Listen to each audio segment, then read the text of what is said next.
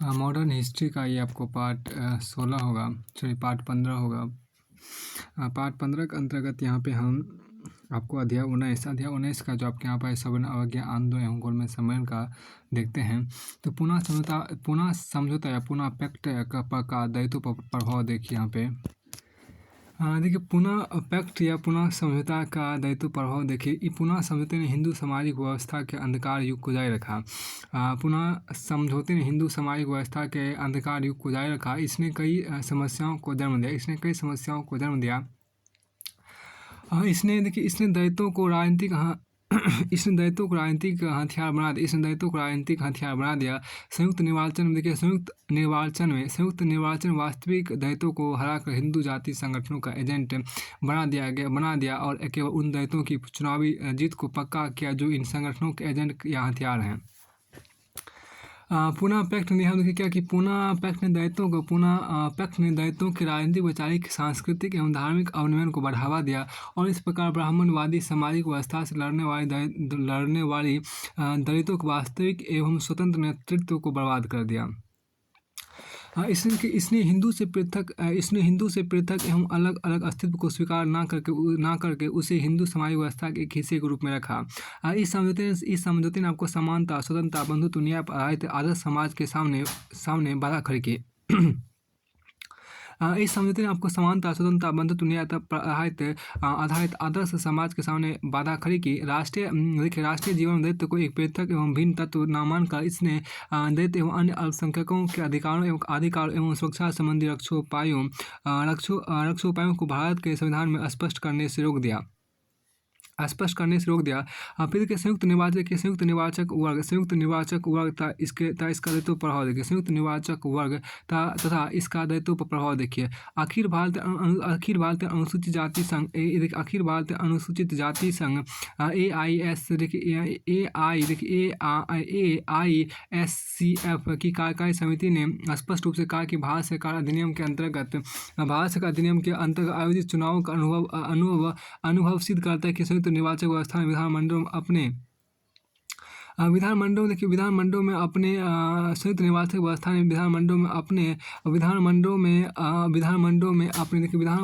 में अपने वास्तविक एवं प्रभावी प्रतिनिधियों को भेजने का अधिकार से अनुसूचित जातियों को वंचित किया है और हिंदू बहुसंख्यक को अनुसूचित जाति का सदस्य नामित करने का वास्तविक अधिकार प्रदान किया है जो हिंदू बहुसंख्यक के हाथ की कठपुतली बन सके। इसलिए संघ की कार्यकारी समिति ने संयुक्त निर्वाचक व्यवस्था एवं आरक्षित सीट के प्रावधान को समाप्त करने की मांग की और इसके स्थान पर पृथक निर्वाचन क्षेत्र की व्यवस्था लागू करने को कहा। पृथक निर्वाचन क्षेत्र की मांग और पुनः पैक्ट को समाप्त करने की मांग 1927 तक जारी रही। अब गांधी जी का हरिजन अभियान देखिए। सांप्रदायिक निर्णय द्वारा भारतीयों को विभाजित करने तथा पुनः पैक्ट के द्वारा हिंदुओं से दलितों को पृथक करने की व्यवस्थाओं ने गांधी जी को पूरी तरह आहत कर दिया था। फिर भी गांधी जी ने पुनः समझौते के प्रावधानों को पूरी तरह पालन किए जाने का वचन दिया। अपने वचन को पूरा करने के उद्देश्य से गांधी ने अपने अन्य कार्यों को छोड़ देता पूर्ण रूप में अस्पृश्यता निवारण अभियान में जुट गए। उन्होंने अपना अभियान नर्मदा जेल से ही प्रारंभ कर दिया। तत्पश्चात अगस्त 1937 में जेल से रिहा होने के उपरांत उनके आंदोलन में और तेजी आ गई। अपनी कारावास की अवधि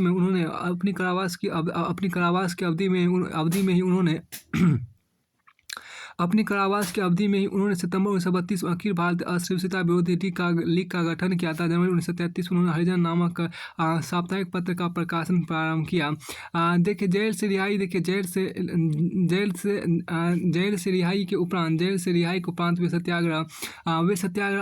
सत्याग्रह आश्रम वर्धा आ गए। देखिए साबरमती आश्रम गांधी जी 1930 में छोड़ दिया और प्रतिज्ञा की थी कि स्वराज मिलने के पश्चात में साबरमती आश्रम अहमदाबाद में वापस लौटेंगे। 7 नवंबर 1933 को वर्धा से गांधी जी ने अपनी हरिजन यात्रा प्रारंभ की। नवंबर 1933 से जुलाई 1934 तक गांधी जी ने पूरे देश की यात्रा की तरह लगभग 20,000 किलोमीटर का सफर तय किया। अपनी यात्रा के दौरान गांधी जी ने स्वयं द्वारा स्थापित संगठन हरिजन सेवक संघ के लिए जगह जगह पर कोष एकत्रित करने का कार्य भी किया। गांधी जी की इस यात्रा का मुख्य उद्देश्य था हर रूप में अस्पृश्यता को समाप्त करना। उन्होंने कांग्रेस कार्यकर्ताओं से आग्रह किया कि गांव का भ्रमण कर हरिजनों के सामाजिक, आर्थिक, राजनीतिक एवं सांस्कृतिक उत्थान कार्य करे। दैत्यों का हरिजन नाम सर्वप्रथम गांधी जी ने ही दिया। हरिजन उत्थान के इस अभियान में गांधी जी 8 मई एवं 16 अगस्त 1933 को 2 बार लंबे अनशन में बैठे। उनके अनशन का उद्देश्य अपने प्रयासों गंभीरता एवं अहमियत से अपने समर्थकों को अवगत कराना था। अनशन की रणनीति ने राष्ट्रवादी खेमे को बहुत प्रभावित किया। बहुत से लोग भावुक हो गए। अपने हरिजन आंदोलन के दौरान गांधी जी को हर कदम पर सामाजिक प्रतिक्रियावाद तक कट्टरपंथी विरोध का सामना करना पड़ा। उनके खिलाफ प्रदर्शन किए था। उन पर हिंदूवाद पर कुटाघात करने का आरोप लगाया गया। सविनय अवज्ञा आंदोलन तथा कांग्रेस का विरोध करने के निमित्त सरकार ने इन प्रतिक्रियावादी तत्वों का भरपूर साथ दिया। अगस्त 1934 में लेजिस्लेटिव असेंबली में मंत्री प्रवेश विधेयक को गिराकर सरकार ने इन्हें अनुग्रहित करने का प्रयत्न किया। बंगाल में कट्टरपंथी हिंदू विचारकों ने पुनः समिति द्वारा हरिजनों को हिंदू अल्पसंख्यक दर्जा दिए जाने की अवधारणा को पूर्णतः खारिज कर दिया। गांधी जी के जाति संबंधी विचार देखिए। गांधी जी ने अपने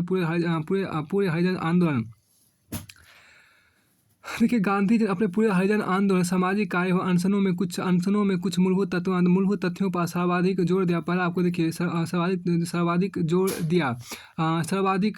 देखिए हिंदू समाज में हरिजनों पर किए जा रहे अत्याचार तथा भेदभाव को उन्होंने तीव्र भर्त्सना की।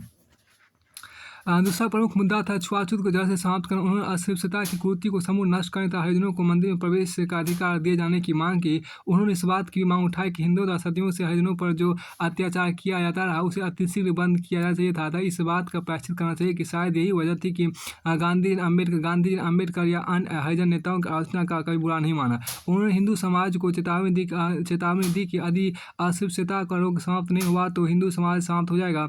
यदि हिंदूवाद को जीत रखना है तो अस्पृश्यता को समाप्त करना ही होगा। गांधी जी का संपूर्ण हरिजन अभियान मानवता एवं तर्क के सिद्धांत पर अवलंबित था। उन्होंने कहा कि सास छुआछूत की इजाजत नहीं देते हैं, लेकिन यदि वे ऐसी अवधारणा प्रस्तुत करते हैं तो हमें उनकी उपेक्षा करनी चाहिए, क्योंकि ऐसा करना मानव प्रतिष्ठा के विरुद्ध है। गांधी जी अस्पृश्यता निवारण के मुद्दे को अंतर्जातीय विवाह एवं अंतर्जातीय भोज जैसे मुद्दे के साथ जोड़ने के पक्षधर नहीं थे, क्योंकि उनका मानना था कि ये चीज़ें स्वयं हिंदू सवर्ण समाज एवं हरिजनों के बीच में भी है। उनका कहना था कि उनके हरिजन अभियान का मुख्य उद्देश्य उन कठिनाइयों एवं कुरीतियों को दूर करना है जिससे हरिजन समाज शोषित और पिछड़ा है। इसी तरह उन्होंने जाति निवारण तथा छुआछूत निवारण में भी भेद किया। इस मुद्दे पर डॉक्टर अम्बेडकर इन विचारों से सहमत इस मुद्दे पर डॉक्टर अम्बेडकर के इन विचारों से असहमत थे कि छुआछूत की बुराई जाति प्रथा की देन है। देखिए जब तक जाति प्रथा बनी रहेगी यह बुराई विजीवित रहेगी। अतः जाति प्रथा को समाप्त किए बिना अछूतों का उद्धार संभव नहीं है। देखिए गांधी जी का कहना था कि वर्णाश्रम व्यवस्था के अपने कुछ दोष हो सकते हैं, लेकिन इसमें कोई पाप नहीं है। हाँ, छुआछूत अवश्य पाप है। उनका तर्क था कि छुआछूत जाति प्रथा कारण नहीं, अपितु ऊंच नीच के कृत्रिम विभाजन कारण यदि जातियाँ एक दूसरे की सहयोगी एवं पूरक बन कर रहे तो जाति प्रथा में कोई दोष नहीं है। कोई भी जाति ना ऊँच है ना निम्न है। उन्होंने वर्णाश्रम व्यवस्था के समर्थक एवं विरोधियों दोनों से आह्वान किया कि वे आपस में मिलकर काम करें, क्योंकि दोनों ही छुआछूत के विरुद्ध हैं। गांधी का विचार था कि छुआछूत की बुराई का उन्मूलन करने से उसका सांप्रदायिकता एवं ऐसे ही अन्य मुद्दों पर सकारात्मक प्रभाव पड़ेगा, जबकि इसकी उपस्थिति का तात्पर्य होगा जाति प्रथा उच्च एवं निम्न की अवधारणा को स्वीकार करना। गांधी जी ने छुआछूत के समर्थक दकियानुसी प्रतिक्रियावादी हिंदुओं को सेनापति कहा, किंतु वे इन पर किसी प्रकार के दबाव डाले जाने के विरोधी थे। उनका कहाँ था कि देखो उनका कहाँ था कि इन्हें समझा बुझा कर तथा इनके दिलों को जीत कर इन्हें सही रास्ते पर लाना होगा, ना कि इन पर दबाव डालकर। उन्होंने स्पष्ट किया कि उनके अनशन का उद्देश्य उनके द्वारा चलाए जा रहे छुआछूत विरोधी आंदोलन के संबंध उनके मित्र अनुयायियों के उत्साह को दुगुना करना है। अभियान का प्रभाव देखिए क्या कि गांधी जी ने बार बार यह बात दोहराई कि उनके हरिजन अभियान का उद्देश्य राजनीतिक नहीं है, अपितु हिंदू समाज में हिंदुत्व का शुद्धिकरण आंदोलन है। वास्तव में गांधी जी ने अपने हरिजन अभियान के दौरान केवल हरिजनों के लिए ही कार्य नहीं किया। उन्होंने कांग्रेस के कार्यकर्ताओं को बताया कि जन आंदोलन जन आंदोलन के निष्क्रिय समाप्त हो जाने पर वे स्वयं को किस प्रकार के रचनात्मक कार्यों में लगा सकते हैं। उनके आंदोलन ने राष्ट्रवाद के संदेश को हरिजनों तक पहुंचाया। यह वह वर्ग था जिसके अधिकांश सदस्य खेती और मजदूर था। धीरे धीरे किसान आंदोलन तथा राष्ट्रीय आंदोलन से जुड़ते जा रहे थे। गांधी एवं अम्बेडकर के मध्य वैचारिक भिन्नता एवं समानता देखिए। महात्मा गांधी स्वतंत्रता संघर्ष के प्रमुख उन्नायक और शिल्पकार था। डॉक्टर बी आर अम्बेडकर स्वतंत्र भारत के प्रमुख संविधान निर्माता, कई मामलों में समान विचार रखते थे, लेकिन सामाजिक सुधार के तरीकों तथा राजनीतिक स्वतंत्रता को लेकर उनमें गहरे देखिए यहाँ पर क्या कि सामाजिक सुधार के तरीकों तथा राजनीतिक स्वतंत्रता को लेकर उनमें गहरे मतभेद भी मौजूद थे। गांधी जी की योजना बेहद व्यापक थी। उन्होंने राजनीतिक स्वतंत्रता को अलग करके समाज सुधार की अनुमति कभी नहीं दी। देखिए गांधी जी ने विदेशी कपड़े जलाए। गांधी जी ने विदेशी कपड़े जलाए और अम्बेडकर ने मनुस्मृति जलाई। इसलिए नहीं कि ये दोनों भावनात्मक कृत थे, अपितु ये भारतीय दास्ता एवं बंधन के प्रतीक थे।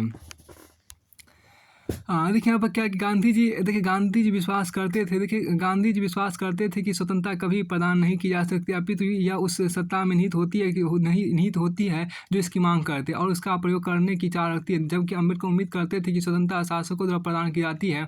इसी प्रकार लोकतंत्र की प्रकृति एवं क्षेत्र पर दोनों के विचारों में भिन्नता है। अम्बेडकर स्वतंत्र भारत के संसदीय व्यवस्था चाहते थे, जबकि गांधी जी देखिए यहाँ पर क्या अम्बेडकर स्वतंत्र भारत के संसदीय व्यवस्था चाहते थे, जबकि गांधी जी संसदीय व्यवस्था के प्रति अधिक सकारात्मक रुख नहीं रखते थे। तो गांधी जी का मानना था कि नेतृत्व द्वारा प्रभुत्व की प्रवृत्ति के साथ लोकतंत्र भीड़तंत्र में परिवर्तित हो जाता। दूसरी ओर अम्बेडकर इस संभावना से बेपरवाह थे, अपितु उन्होंने भीड़तंत्र के लोगों में इच्छा जागृत की जहाँ वंचित या दलितों को उन्नयन द्वारा सरकार पर दबाव बनाया जा सकता है। देखिए यहाँ पर गांधी एवं अम्बेडकर दोनों राजनीतिक तथा सामाजिक कार्यकर्ता थे। अम्बेडकर की कार्यगत पद्धति में कुछ बेहद कठोर थी, लेकिन अहिंसा को लेकर समझौता विहीन तरीके के अलावा गांधी जी वैचारिक या सैद्धांतिक कठोरता नहीं थी। तो गांधी जी की 20वीं शताब्दी की राजनीतिक विचारधाराओं उदारवाद, साम्यवाद और फांसीवाद से स्पष्ट रूप से आगे बढ़े और इन जटिल संरचनाओं जिन्होंने व्यक्ति को किंग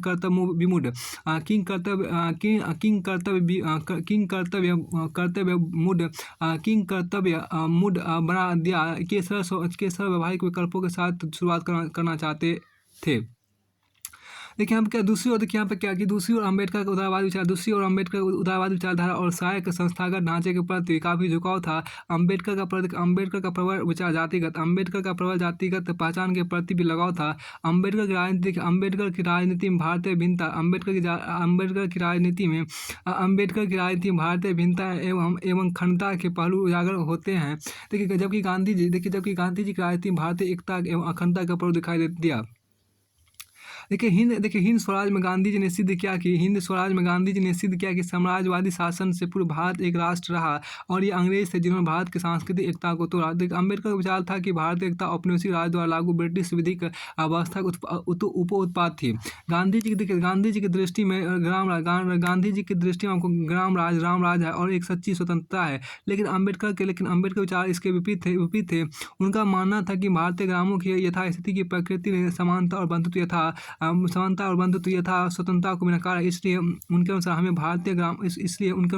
हमें भारतीय ग्राम व्यवस्था पर अभिमान करने की अपेक्षा शर्म आनी चाहिए। अम्बेडकर ने सामाजिक एकीकरण सुधार के लिए बल प्रयोग करना या बलपूर्वक बाध्य करने का जोरदार खंडन किया। परिवर्तन, सुधार एवं परिवर्तन देखिए, परिवर्तन सुधार एवं एकीकरण, परिवर्तन सुधार एवं एकीकरण उचित शिक्षा के माध्यम से हो सकता है। इस पर गांधी और अम्बेडकर दोनों एकमत थे।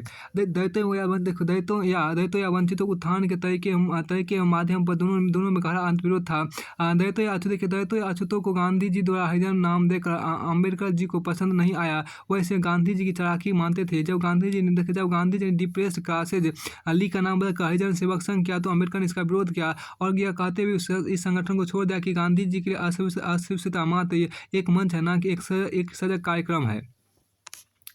और क्या गांधी जी से देखिए यहाँ पर क्या कि गांधी जी से भिन्नता रखते हुए अम्बेडकर जी का मानना था कि धर्म का केंद्र मनुष्य के बीच होना चाहिए, ना कि मनुष्य एवं भगवान के बीच, जैसा गांधी जी का मानना था। गांधी जी की भांति अम्बेडकर भी हिंदुत्व से बुराई को समाप्त करना चाहते थे।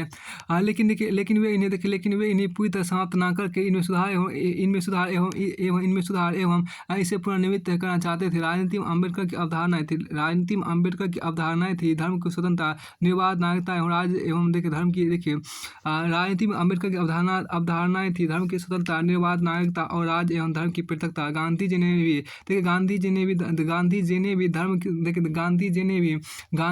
भी धर्म की स्वतंत्रता का विचार दिया, लेकिन वे राजनीति एवं धर्म को पृथक करने के पक्षधर नहीं थे। लेकिन गांधी एवं अम्बेडकर दोनों ने ही यह स्वीकार किया कि धर्म सामाजिक परिवर्तन के एजेंट की भांति है। देखिए, अम्बेडकर के अनुसार निसंदेह प्रभु सत्ता लोगों में निहित होती है और वह राज की सीमित प्रभु सत्ता में विश्वास करते हैं। गांधी जी के अनुसार भी राज की सीमित प्रभु सत्ता होती है, अन्यथा यह व्यक्ति के व्यक्तित्व एवं इच्छा का समूल मिटा देगा। हिंसा एवं अहिंसा को लेकर गांधी एवं अम्बेडकर मत भिन्नता है। अम्बेडकर का मानना था कि पूर्ण अहिंसा आपको साध है और सापेक्षिक हिंसा एक साधन है, जबकि गांधी जी ऐसा अंतर नहीं मानते और किसी भी प्रकार की हिंसा घोर विरोधी थे। उत्पाद के मशीनीकरण और भारी मशीनों के उपयोग पर भी गांधी एवं अम्बेडकर में मत भिन्नता है। गांधी जी मशीनीकरण के विनाशकारी एवं विमानवीकरण प्रभाव का आलोचक थे और इसके लिए उन्होंने शोषणकारी सामाजिक आर्थिक व्यवस्था को जिम्मेदार ठहराया। अम्बेडकर ने निजी संपत्ति बनाने वाले गलत सामाजिक संगठनों को लेकर मशीनीकरण के बुरे प्रभाव को दिखाया। उनके अनुसार आपको मशीनीकरण से सभी आपको लाभ पहुंचेगा। उनका पक्का विश्वास था मशीन एवं आधुनिक सभ्यता सभी के लाभ के लिए थी और कहा कि लोकतांत्रिक समाज का नारा मशीनीकरण सभ्यता और अधिक सभ्यता होना चाहिए।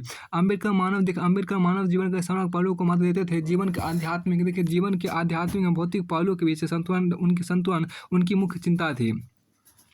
देखिए, गांधी की पंचायत व्यवस्था भी व्यक्ति के समग्र पहलू पर बल डालती है। गांधी अम्बेडकर के वेदों एवं ग्रंथों को छोड़ने का आह्वान सहमत नहीं थे। उनका मानना था कि जाति धार्मिक सीमा क्षेत्र और आध्यात्मिकता के साथ कुछ नहीं कर सकती। जाति और वर्ण अलग अलग और जाति विकृत विकार है। अम्बेडकर अछूतों को हिंदू समुदाय के बाहर एक धार्मिक अल्पसंख्यक मानते थे, जबकि गांधी जी उन्हें हिंदू समुदाय का अभिन्न अंग मानते थे। अम्बेडकर ने अछूतों को राजनीतिक अल्पसंख्यक बलपूर्वक बनाए गए अल्पसंख्यक का उचित समझा। गांधी जी के अनुसार अस्पृश्यता भारतीय समाज की विभिन्न समस्याओं में से एक है, लेकिन अम्बेडकर के लिए यह एकमात्र समस्या थी जिसने उनका समग्र ध्यान आकर्षित किया। अम्बेडकर ने इस समस्या के ऐतिहासिक कोण से समग्र एवं व्यापक अध्ययन किया और गांधी जी ने इसे समकालीन स्थिति के रूप में अधिक लिया और इसके उन्मूलन के व्यवहारिक समाधान करने का प्रयास किया। इस प्रकार गांधी और अम्बेडकर विचारों में भिन्नता है तो समानता भी है। विरोध है तो सहमति भी है। दोनों के मध्य दृष्टिकोण की भिन्नता अवधारणा, पृष्ठभूमि, शिक्षा एवं अनुभव इत्यादि कारण हो सकती है। दोनों के मध्य दृष्टिकोण की भिन्नता अवधारणा, पृष्ठभूमि, शिक्षा एवं अनुभव इत्यादि कारण हो सकती है। अम्बेडकर ने मानव गरिमा के साथ गांधीवादी नजरिए को साझा किया। न्यायमूर्ति कृष्ण अय्यर के मतानुसार इस प्रकार यह दिखाई देगा कि गांधी जी और अम्बेडकर का सामाजिक बुराई एवं औपनिवेशिक अत्याचार को लेकर समान आकुलता है, लेकिन मौलिक अंतर वास्तविक की जगह ऊपरी अधिक दोनों बुद्धिजीवों का सीमांकन करता है। कानून बनाने एवं तोड़ने के असहयोग, हड़ताल, सत्याग्रह, सविनय अवज्ञा इत्यादि इत्यादि। गांधीवादी श्रेष्ठ बाहरी अभिव्यक्ति थी, लेकिन अम्बेडकर राजनीतिक प्रक्रिया में संवैधानिक एवं कानूनी समीक्षा की तरफ अधिक झुके प्रतीत होते हैं। सारांश देखिए, कांग्रेस का कलकत्ता अधिवेशन दिसंबर 1928। देखिए यहाँ पर सरकार को यहाँ सारांश में समझ देखिए, कांग्रेस का कलकत्ता अधिवेशन दिसंबर 1928 से सरकार को डोमिनियन स्टेटस की मांग को स्वीकार करने के 1 वर्ष का अल्टीमेटम मांग स्वीकार न किए जाने पर सविनय अवज्ञा आंदोलन प्रारंभ करने की घोषणा। कांग्रेस का लाहौर अधिवेशन दिसंबर 1929। देखिए, पूर्ण स्वराज को कांग्रेस ने अपना मुख्य लक्ष्य घोषित किया। कांग्रेस ने सविनय अवज्ञा आंदोलन प्रारंभ करने का निर्णय लिया। 26 जनवरी 1930 को पूरे राष्ट्र में प्रथम स्वतंत्रता दिवस मनाया गया। दांडी मार्च 12 मार्च से 6 अप्रैल 1930 तक। गांधी जी नेतृत्व किया प्रतिक्रिया स्वरूप तमिलनाडु, मालाबार, आंध्र, असम एवं बंगाल में नमक सत्याग्रह प्रारंभ हुआ। विरोध के अन्य मार्गों सहित आंदोलन का प्रसार। देखिए, पश्चिमोत्तर प्रांत में खुदाई खिदमत का अधिकार, द्वारा भविष्य सक्रिय आंदोलन, पश्चिमोत्तर प्रांत में खुदाई खिदमतगार द्वारा सक्रिय आंदोलन, सोलापुर में कपड़ा मजदूर की सक्रियता, धरासाना में नमक सत्याग्रह, बिहार में चौकीदारी कर न अदा करने का अभियान, बंगाल में चौकीदारी कर एवं यूनियन बोर्ड कर के विरुद्ध अभियान। गुजरात में कर न अदायगी के अभियान। देखिए, कर्नाटक, महाराष्ट्र मध्य प्रांत में वन कानूनों का उल्लंघन। फिर असम में कनिंघम सर्कुलर के विरुद्ध प्रदर्शन। उत्तर प्रदेश में कर न अदायगी अभियान। फिर आपको आगे यहाँ पर कहा गया महिला और छात्रों, यहाँ देखिए क्या कि महिलाओं, छात्रों, मुसलमानों, कुछ वर्ग, व्यापारी एवं छोटे व्यवसायियों, दलितों, मजदूरों एवं किसानों की आंदोलन में सक्रिय भागीदारी। गांधी इवेंट समझौता मार्च 1931। गांधी इवेंट समझौता मार्च 1931। देखिए यहाँ पर कांग्रेस सविनय अवज्ञा आंदोलन वापस लेने तथा द्वितीय गोलमेज सम्मेलन में भाग लेने हेतु सहमत। कांग्रेस का कराची अधिवेशन मार्च 1931। देखिए यहाँ पर गांधी जी और इविन के मध्य हुए दिल्ली समझौते का अनुमोदन। अल्पसंख्यकों के मुद्दे पर अधिवेशन में गतिरोध पैदा हो गया। गोलमेज सम्मेलन आप देखिए क्या कि प्रथम गोलमेज सम्मेलन आपको नवंबर 1930 जनवरी 1931 तक हुआ। द्वितीय गोलमेज सम्मेलन आपको क्या दिसंबर 1931 में हुआ। तीसरा गोलमेज सम्मेलन आपको नवंबर 1932 से लेकर दिसंबर 1932 तक हुआ। ब्रिटेन के दक्षिणपंथी गुट द्वारा भारत को किसी तरह की रियायत दिए जाने का विरोध। अल्पसंख्यकों को संरक्षण दिए जाने के प्रावधानों पर सम्मेलन में गतिरोधन। दिसंबर 1931 से अप्रैल 1934 तक सविनय अवज्ञा आंदोलन का द्वितीय चरण। देखिए यहाँ पर क्या कि सांप्रदायिक निर्णय 1932 एवं पुनः समझौता। देखिए दलित वर्ग के लोगों को पीड़ित का प्रतिनिधित्व। देखिए राष्ट्रवादियों ने महसूस किया कि यह व्यवस्था राष्ट्रीय एकता का गंभीर खतरा है। गांधी जी का आह्वान अनशन सितंबर 1932 का पुनः समझौता। यहाँ देखिए संयुक्त निर्वाचन एवं इसका दलितों पर प्रभाव। देखिए पुनः समझौते का दलितों पर प्रभाव। देखिए गांधी एवं अम्बेडकर के मध्य वैचारिक विभिन्नता एवं समानता। यहाँ देखिए अब यहाँ पर अध्याय 20 के सविनय अवज्ञा आंदोलन के पश्चात भविष्य की रणनीति पर बहस आपके यहाँ पर है। सविनय अवज्ञा आंदोलन के पश्चात भविष्य की रणनीति पर आपके यहाँ पर बहस। अब क्या अध्याय 20 में इसमें देखिए सविनय अवज्ञा आंदोलन की वापसी के उपरांत राष्ट्रवादियों के मध्य भविष्य की रणनीति के संबंध में द्विस्तरीय बहस प्रारंभ हुई। प्रथम निकट भविष्य में राष्ट्रीय आंदोलन की रणनीति कैसी होता। द्वितीय 1935 के भारत सरकार अधिनियम के विस्तार होने और 1937 के आगामी प्रांतीय चुनाव में सत्ता में भागीदारी के प्रश्न पर किस रणनीतिक अनुगमन किया जाए। अब के प्रथम चरण की बात देखिए, इस चरण में 3 अवधारणाएं सामने आई। इनमें से प्रथम 2 परंपरागत प्रतिक्रियावादी अवधारणाएं थे, जबकि तीसरी कांग्रेस में सशक्त वामपंथी विचारों का प्रतिनिधित्व कर रहे थे। ये तीनों अवधारणा आपको निम्न अनुसार थी। पहली अवधारणा के अनुसार गांधीवाद की तर्ज पर रचनात्मक कार्य प्रारंभ किया है। दूसरी अवधारणा के अनुसार एक बार पुनः संवैधानिक तौर तरीकों से संघर्ष प्रारंभ करना चाहिए। इस मत के समर्थक 1934 के भावी केंद्रीय विधानसभा के लिए होने वाले चुनाव में भाग लेने का भी समर्थन कर रहे थे। इस मत के समर्थकों में आसफ अली सत्यमूर्ति, डॉक्टर M.A. अंसारी, भूला भाई देसाई तथा B.C. राय प्रमुख थे। इन सभी का मत था कि राजनीतिक निराशा के इस दौर में सब जबकि कांग्रेस जन आंदोलन जारी रखने की अवस्था में नहीं है, उसे चुनाव में भाग लेकर विधानमंडल प्रवेश करना चाहिए तथा राजनीतिक संघर्ष जारी रखना चाहिए, जिससे जनता का मनोबल गिरने ना पाए। चुनाव में भाग लेने का तात्पर्य यह नहीं है कि वे केवल संवैधानिक राजनीतिक संघर्ष के माध्यम से स्वतंत्रता प्राप्ति में विश्वास रखते हैं। इसका मतलब एक अन्य राजनीतिक मोर्चा प्रारंभ करना है। फिर आपको आगे यहाँ देखिए क्या है कि इस नए राजनीतिक मोर्चे से कांग्रेस मजबूत होगी, जनता में उसका प्रभाव बढ़ेगा तथा जनता अगले दौर के आंदोलन के लिए तैयार हो सकेगी। विधानमंडल में देखिए विधानमंडल में कांग्रेस की उपस्थिति उस नए राजनीतिक संघर्ष के उपयुक्त मंच प्रदान करेगी। तीसरी अवधारणा का समर्थन कांग्रेस का सशक्त वामपंथी विचारों का समर्थक दल कर रहा था, जिसका नेतृत्व आपको नेहरू के हाथों में था। यह गुट सवर्ण अवज्ञा आंदोलन को वापस लेकर उसके स्थान पर रचनात्मक कार्य प्रारंभ करने था। विधानमंडल में भागीदारी दोनों मतों का विरोधी था। इनका मत था कि ये दोनों तरह के जन आंदोलन को उसके जन आंदोलन उसके पथ से विमुख कर देंगे और उपनिवेशी शासन के विरुद्ध संघर्ष के मुख्य मुद्दे से जनता का ध्यान दूसरी ओर मोड़ देंगे। ये जन आंदोलन को जारी रखने के पक्षधर थे। इनका मानना था कि आर्थिक संकट का यह दौर क्रांतिकारी आंदोलन उचित समय है, जनता संघर्ष के प्रति तैयार है। नेहरू के विचार देखिए, नेहरू ने कहा कि न केवल भारतीय जनता अपितु पूरे विश्व की जनता के सम्मुख इस समय मुख्य लक्ष्य पूंजीवाद का उन्मूलन तथा समाजवाद की स्थापना है। नेहरू के विचार ने सवर्ण अवज्ञा आंदोलन को वापस लेना, रचनात्मक कार्य प्रारंभ करना तथा संसद में भागीदारी करना, एक प्रकार के आध्यात्मिक पराजय, आदर्शों का समर्पण तथा क्रांतिकारी पथ का परित्याग कर सुधारवादी पथ को अपनाने जैसा था। देखिए यहाँ पर क्या उन्होंने सुझाव दिया कि समाज के वर्ग क्षेत्र की वास्तविकता और वर्ग संघर्ष की महत्ता को स्वीकार करते हुए समाज के स्वार्थपरक तत्वों को जनसाधारण के हितों की ओर मोड़ा जाना चाहिए। जमींदारों तथा पूंजीपतियों के विरुद्ध मजदूरों तथा किसानों के संघर्ष तथा उनकी मांगों का समर्थन किया जाना चाहिए। उन्होंने तर्क दिया कि मजदूरों और किसानों को वर्गीय आधार पर संगठित किया जाए, जिससे कांग्रेस इन संगठनों की गतिविधियों नीतियों को निर्देशित कर सके। नेहरू का मानना था कि वर्ग संघर्ष के अभाव में वास्तविक समाजवाद विरोधी आंदोलन नहीं चलाया जा सकता है। फिर नेहरू संघर्ष की रणनीति का विरोध देखिए। गांधी जी के नेतृत्व में कांग्रेस के एक बड़े तबके का मानना था कि समाजवादी शासन के विरुद्ध पहले संवैधानिक तरीके से जबरदस्त संघर्ष प्रारंभ करके आंदोलन अचानक वापस ले लिया जाए, फिर सरकार के सुधारवादी कदमों से समझौता कर पुनः समय आने पर संघर्ष प्रारंभ कर दिया जाए। क्योंकि पहले तीव्र संघर्ष के पश्चात संघर्ष के सुप्त अवस्था में आने पर जनसामान्य को अपना सामर्थ्य बढ़ाने का मौका मिलेगा तथा सरकार को राष्ट्रवादी मांगों का प्रत्युत्तर देने का अवसर दिया जा सकेगा। जनसामान्य को अनिश्चितकालीन बलिदान की रणनीति नहीं अपनानी। देखिए जनसामान्य को अनिश्चितकालीन बलिदान की रणनीति नहीं अपनानी चाहिए, लेकिन यदि सरकार ने राष्ट्रवादी मांगों के संबंध में कोई सकारात्मक जवाब नहीं दिया तो जनसाधारण को पूरे सामर्थ्य से पुनः संघर्ष प्रारंभ करना चाहिए। इसी संघर्ष समझौता संघर्ष की रणनीति कहते हैं।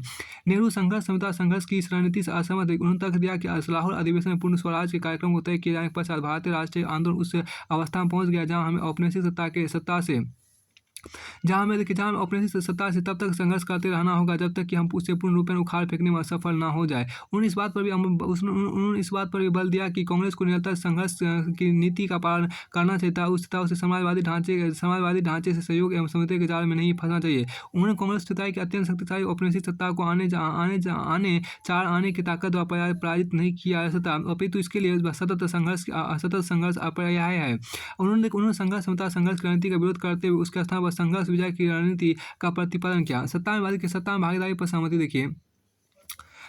इस समय भारतीय राष्ट्रवादी जहां एक और असमंजस की स्थिति में थे, वहीं दूसरी ओर ब्रिटिश हुकूमत यह मानकर चल रही थी कि कांग्रेस में स्वतः विभाजन की तरह शीघ्र ही एक और विभाजन होना लगभग तय है। किंतु इस अवसर पर गांधी जी ने दूरदर्शितापूर्ण नीति अपनाकर कांग्रेस को विभाजित होने से बचा लिया। एक यह जानते हुए कि स्वतंत्रता प्राप्त करने का सबसे प्रमुख और एकमात्र तरीका सत्याग्रह ही है।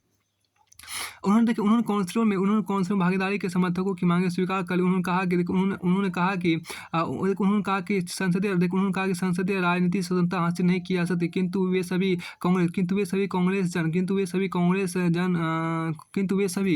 कांग्रेस जन जो न तो स्वयं को रचनात्मक कार्यों में लगा सकते थे और न ही सत्याग्रह में भाग ले सकते हैं, वे सभी संसदीय राजनीति के माध्यम से स्वयं को सक्रिय बनाए रख सकते हैं, बशर्ते कि वे संविधानवादी या सुविधावादी न बन जाए। साथ ही गांधी जी ने वामपंथियों को आश्वस्त करते हुए यह भी कहा कि सवर्ण अवज्ञा आंदोलन को वापस लेना आवश्यक एवं तत्कालीन राजनीतिक परिस्थितियों में उचित कदम था, लेकिन इसका तात्पर्य राजनीतिक अवसरवादिता के सम्मुख समर्पण या समाजवाद से समझौता नहीं है। मई देखिए यहाँ पे क्या है कि मई 1934 में अखिल भारतीय कांग्रेस कमेटी का अधिवेशन पटना में हुआ, जहाँ चुनाव में भाग लेने के लिए एक संसदीय बोर्ड का गठन किया गया। गांधी जी ने महसूस किया कि वो कांग्रेस में गांधी जी ने महसूस किया कि कांग्रेस में उभर रही सबसे सशक्त धारा से वह कट से गए हैं। वे जानते थे कि बुद्धिजीवी वर्ग का एक बड़ा तबका संसदीय राजनीति के पक्ष में, जबकि वे मौलिक तौर पर संसदीय राजनीति के विरोधी थे। बुद्धिजीवी वर्ग का दूसरा खेमा गांधी जी के रचनात्मक कार्यों यथा चरखा कातने इत्यादि से असहमत था, जिसे गांधी जी राष्ट्र का दूसरा हृदय कहते थे।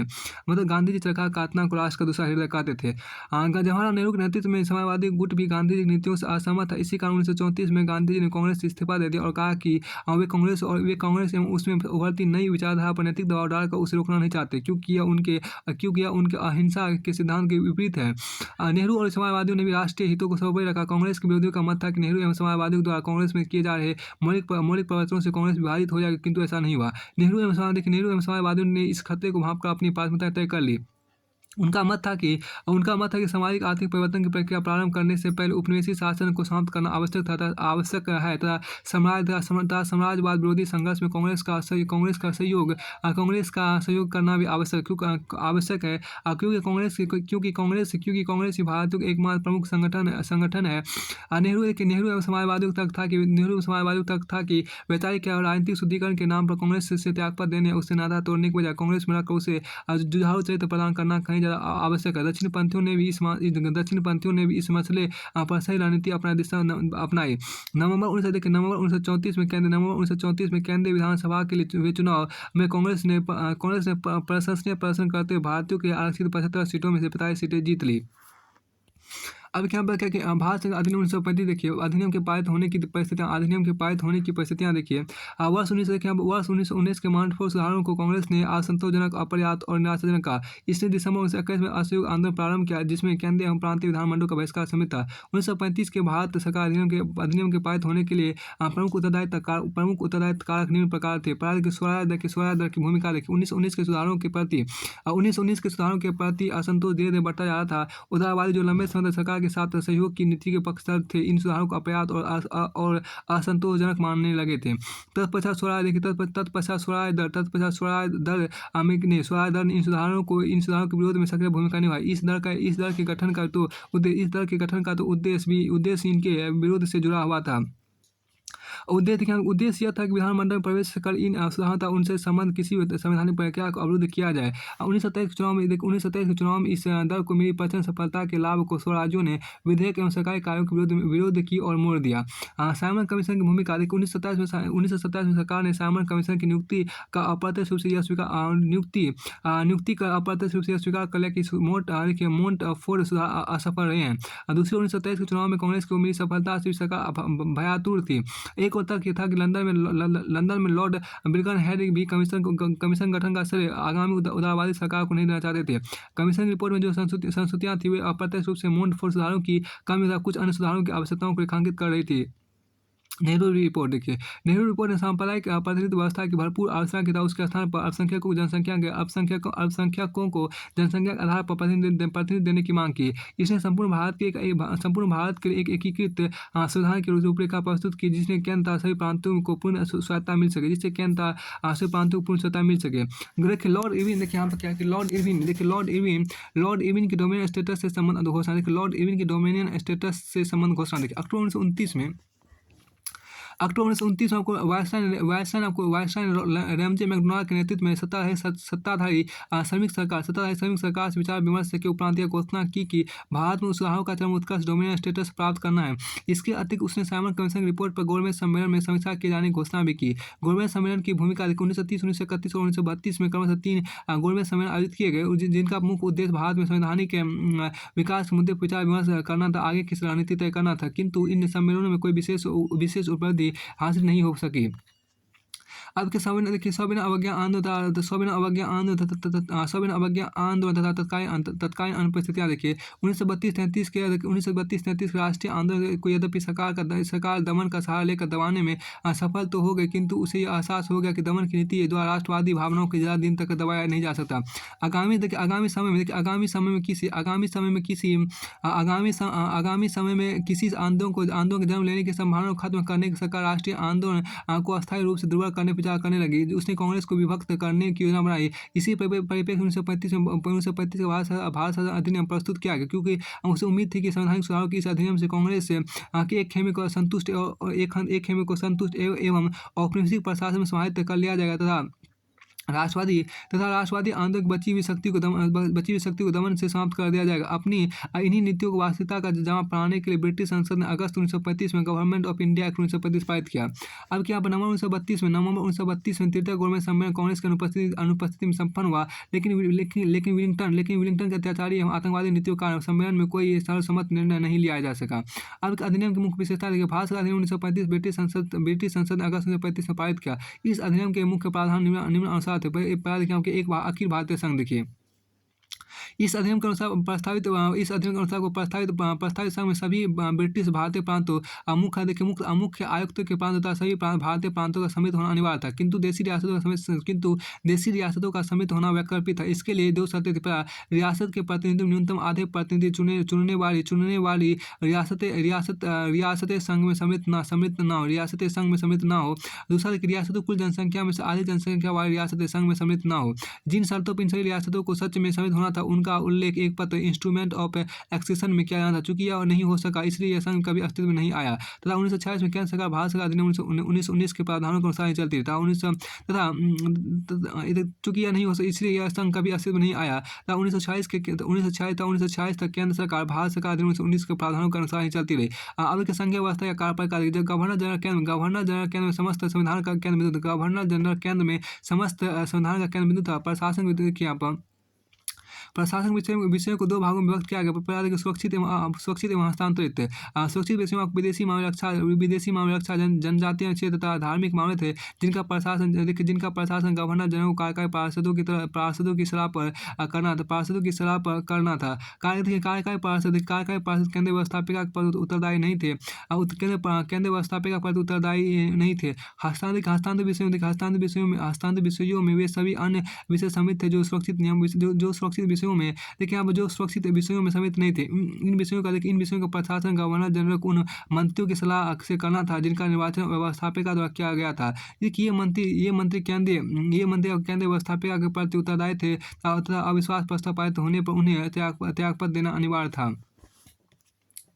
देखिए यहाँ पर देश की वित्तीय स्थिरता भारतीय साख की रक्षा, देश की वित्तीय स्थिरता भारतीय साख की रक्षा या भारत या उसके किसी भाग में शांति रक्षा, अल्पसंख्यकों, सरकारी सेवकों तथा उनके आश्रितों की रक्षा, अंग्रेजी तथा बर्मी माल के विरुद्ध किसी भेदभाव से उसकी रक्षा, भारतीय राजाओं के हितों तथा भारतीय राजाओं के हितों तथा सम्मान की रक्षा तथा अपने निजी विवेकाधीन शक्तियों की रक्षा इत्यादि के संबंध में गवर्नर जनरल को व्यक्तिगत निर्णय लेने का अधिकार था। व्यवस्थापिका देखिए, संघीय विधान मंडल व्यवस्थापिका दुसदनीय होना था, जिसमें राज्य परिषद उच्च सदन था, संघीय सभा निम्न सदन थी। राज्य परिषद एक अस्थायी सदन था जिसके 1/3 सदस्य प्रत्येक 3 वर्ष के पश्चात चुने जाने थे। देखिए अब इसकी अधिकतम सदस्य संख्या 260 होनी थी, जिसमें से 156 प्रांतों के चुने हुए प्रतिनिधि और अधिकतम 104 रियासतों के प्रतिनिधि होने थे, जिन्हें संबंध राजाओं को मनोनीत करना था। संघीय सभा कार्य का 5 वर्ष होना था। इसके सदस्यों में से 250 प्रांतों के और अधिकाधिक 125 सदस्य रियासतों के होने थे। रियासतों के देखिए यहाँ पर क्या, रियासतों के सदस्य संबंध राजाओं द्वारा मनोनीत किए जाने थे, जबकि ब्रिटिश प्रांतों के सदस्य प्रांतीय विधान परिषदों जबकि ब्रिटिश प्रांतों से प्रांतीय विधान परिषदों द्वारा चुने जाने थे। यह एक अत्यंत विचित्र व्यवस्था थी तथा साधारण प्रचलन के विपरीत थी। देखिए साधारण प्रचलन के विपरीत थी। उच्च सदन के सदस्यों का चुनाव सीधे मतदाताओं द्वारा किया जाए तथा निम्न सदन जो ज़्यादा महत्वपूर्ण था उसके सदस्यों का चुनाव अप्रत्यक्ष तरीके से हो। देखिए यहाँ पर क्या कि जो ज़्यादा महत्वपूर्ण था उसके सदस्यों का चुनाव अप्रत्यक्ष तरीके से हो, कि इसी प्रकार राजाओं को उस सदन के 40% तथा निम्न सदन के 33% सदस्य मनोनीत करने थे। देखिए समस्त विषयों का बंटवारा 3 सूचियों में किया गया, केंद्रीय सूची, राज्य सूची तथा समवर्ती सूची। अब देखिए संघीय सभा के सदस्य मंत्रियों के विरुद्ध अविश्वास प्रस्ताव ला सकते हैं, किंतु देखिए संघीय सभा के सदस्य आपको मंत्रियों के विरुद्ध अविश्वास प्रस्ताव ला सकते हैं, किंतु राज्य परिषद में अविश्वास प्रस्ताव नहीं लाया जा सकता था। देखिए धर्म आधारित जनजातीय आधारित निर्वाचन व्यवस्था को आगे भी जारी रहने देने की व्यवस्था की गई। संघीय बजट का 80% भाग ऐसा था जिस पर विधानमंडल मताधिकार का प्रयोग नहीं कर सकता था। गवर्नर जनरल का अधिकार अत्यंत विस्तृत थे, वह अनुदान मांगों में कटौती कर सकता था, विधान परिषद द्वारा अस्वीकार किए गए विधेयक का अनुमोदन कर सकता था, अध्यादेश जारी कर सकता था, किसी विधेयक के संबंध में अपने विशेषाधिकार वीटो का प्रयोग कर सकता था, दोनों सदनों का शुद्ध अधिवेशन बुला सकता था। यहाँ देखिए प्रांतीय स्वतंत्रता, देखिए क्या प्रांतों को स्वतंत्रता प्रदान कर दी गई। प्रांतों को स्वतंत्रता में पृथक विधि का पहचान बनाने का अधिकार दिया गया। प्रांतों को भारत सचिव एवं गवर्नर जनरल के आला कमान वाले आदेशों से मुक्त कर दिया गया। इस प्रकार अब वे प्रत्यक्ष और सीधे तौर पर महामहिम ताज क्राउन के अधीन आ गए। प्रांतों को स्वतंत्र आर्थिक शक्ति एवं संसाधन दिए गए। प्रांतीय सरकार ने अपने स्वयं की साख पर धन प्रांतीय सरकारों ने अपने स्वयं की साख पर धन उधार ले सकती थी। कार्यपालिका गवर्नर प्रांत में ताज का मनोनीत प्रतिनिधि होता था, जो महामहिम ताज की ओर से समस्त कार्यों का संचालन एवं नियंत्रण करता था। गवर्नर को अल्पसंख्यकों, लोक सेवकों का अधिकार, कानून एवं व्यवस्था, ब्रिटेन के व्यापारिक हितों तथा देशी रियासतों इत्यादि के संबंध में विशेष शक्तियाँ प्राप्त थी।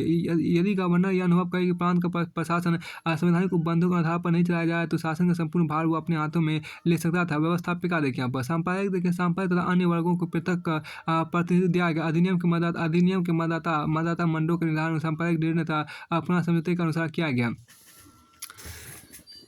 देखिए प्रांतीय विधानमंडलों का आकार तथा रचना विभिन्न प्रांतों में भिन्न थी। अधिकांश प्रांतों में एक सदनीय था, कुछ प्रांतों में द्विसदनीय थी। द्विसदनीय व्यवस्था में उच्च सदन, विधान परिषद निम्न सदन विधानसभा थी। ठीक है, सभी सदस्यों का निर्वाचन सीधे तौर पर होता था। सभी सदस्यों का निर्वाचन सीधे तौर पर होता था। मताधिकार में वृद्धि की गई। पुरुषों के समान महिलाओं को मताधिकार प्रदान किया गया। सभी प्रांतीय विषयों का संचालन मंत्रियों द्वारा किया जाता था। ये सभी मंत्री एक प्रमुख मुख्यमंत्री के अधीन कार्य करते थे। देखिए यहाँ पर क्या मंत्री अपने विभाग के कार्यों के प्रति जवाबदेह तथा व्यवस्थापिका में उनके विरुद्ध मतदान कर उन्हें हटाया जा सकता था। प्रांतीय व्यवस्थापिका प्रांतीय तथा समवर्ती सूची विषयों पर कानून बना सकती थी। अभी भी बजट का 40% हिस्सा मताधिकार से बाहर था। गवर्नर विधेयक उठा सकता था, अध्यादेश जारी कर सकता था, सरकारी कानून पर रोक लगा सकता था। 1935 अधिनियम के अंधारा में क्या पड़ा, संघ न्याय का स्थापना। दूसरा, नया संविधान अन्नमय मतलब रिजिड था। इसमें संशोधन करने की शक्ति केवल अंग्रेजी संसद को ही थी। भारतीय विधानमंडल केवल उनमें संशोधन का प्रस्ताव कर सकता था। तीसरा, एक केंद्रीय bank, reserve bank of India की स्थापना की गई। चौथा कि बर्मा अदन को भारत के शासन से पृथक कर दिया गया। पांचवा, उड़ीसा और सिंध दो नए प्रांत बनाए गए थे। उत्तर पश्चिम सीमा प्रांत को गवर्नर के अधीन रख दिया गया।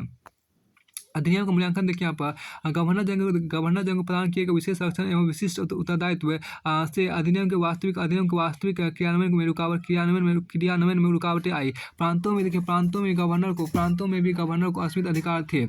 पृथक सांप्रदायिक निर्वाचन क्षेत्रों की व्यवस्था ने कालांतर में सांप्रदायिकता को उभारा था। अंत इसकी दुखद परिणति 1927 के भारत के विभाजन के रूप में हुई। इस अधिनियम एक अन्नमय रिजिड संविधान प्रस्तुत किया गया जिसमें आंतरिक विकास की कोई संभावना नहीं थी। संविधान संशोधन की आसक्ति का ब्रिटिश संसद में निहित होना एक बड़ा दोष था।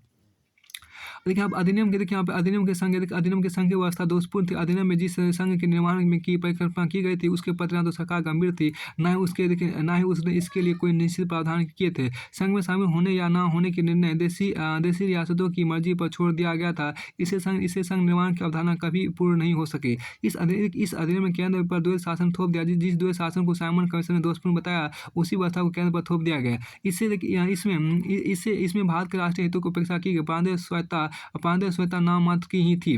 अब अंग्रेजी सरकार की दीर्घकालिक नीति देखिए यहाँ पर, दीर्घकालिक नीति अंग्रेजी सरकार 1935-1939 की अवधि में अंग्रेजी सरकार ने जो दीर्घकालिक रणनीति तय की तो उसके मुख्य बिंदु इस प्रकार है।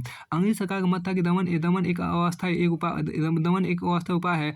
लंबी अवधि के दमन की रणनीति अपनाने पर कांग्रेस का एक बड़ा तबका संघर्ष के संवैधानिक तरीकों को छोड़कर हिंसा का रास्ता स्वीकार कर सकता है, इसलिए दमन का मार्ग उचित नहीं है। देखिए यहाँ पर क्या फिर उदारवादी संवैधानिक नरपंथी जो समन्वय आंदोलन के दौरान जन समर्थन खो चुके थे, सुधारों के द्वारा सरकार की ओर आकर्षित हो जाएंगे। संवैधानिक अन्य रियासतों द्वारा संवैधानिक संघर्ष में आस्था रखने वाले लोगों को सरकार के प्रति निष्ठावान बनाया जा सकेगा और जन आंदोलन की मुख्य धारा से पृथक किया जा सकेगा। एक बार सत्ता के स्वाद को चख लेने के पश्चात कांग्रेसी संघर्ष और बलिदान की राजनीति वापस नहीं लौटेंगे। सुधारों के सवाल पर कांग्रेस विभाजित हो जाएगी तथा कांग्रेस वामपंथियों तथा संविधानवादियों और दक्षिणपंथियों में संघर्ष प्रारंभ हो जाएगा। इससे राष्ट्रीय आंदोलन कमजोर पड़ जाएगा। तदुपरांत उदारवादी सुधारों से लुभाकर सरकार अपनी ओर कर लेगी तथा वामपंथियों को दमन